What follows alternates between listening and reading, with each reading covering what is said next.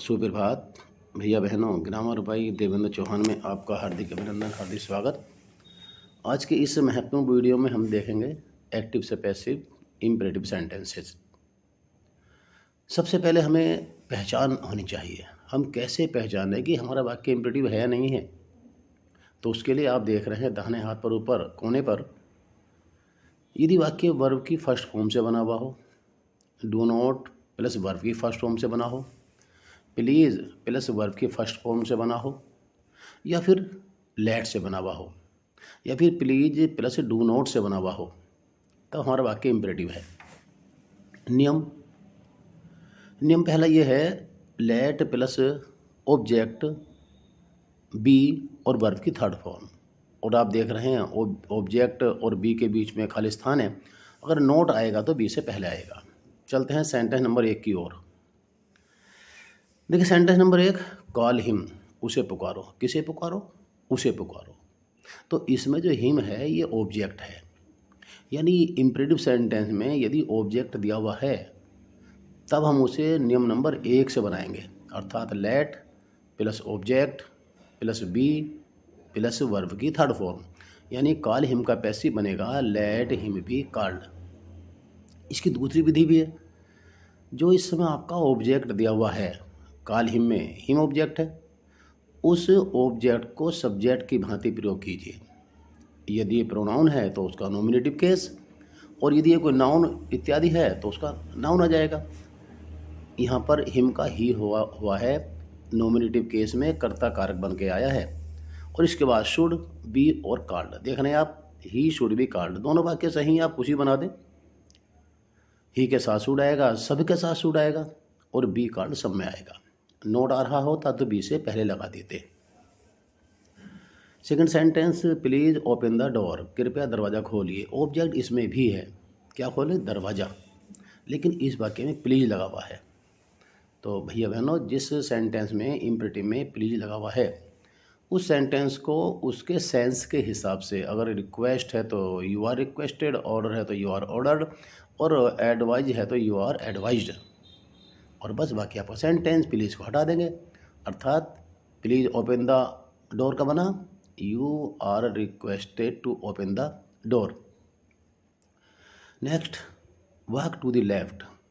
भैया बहनों, इस वाक्य में कोई ऑब्जेक्ट है ही नहीं, बिना ऑब्जेक्ट वाला है, तो फिर यहाँ भी वही नियम लागू हो जाएगा।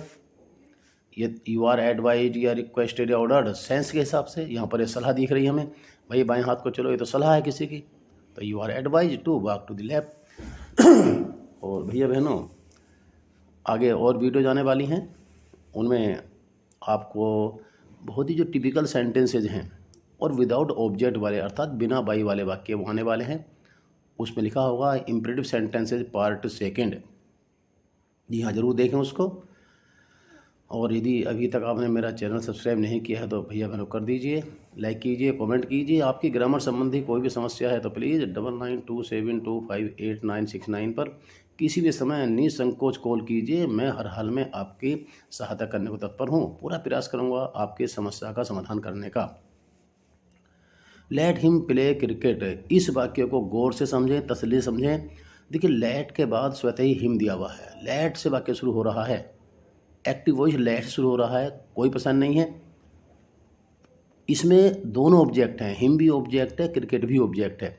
यदि दोनों ऑब्जेक्ट आ रहे हैं और आपका वाक्य लेट से एक्टिव वॉइस बना हुआ है, तो जो डायरेक्ट ऑब्जेक्ट वाला है, जो क्या वाला ऑब्जेक्ट है, आप उसको लेट के बाद लिखिए, अर्थात लेट क्रिकेट। और जब लेट से वाक्य बनाएंगे तो बी और वर्ब की थर्ड फॉर्म बाई हिम।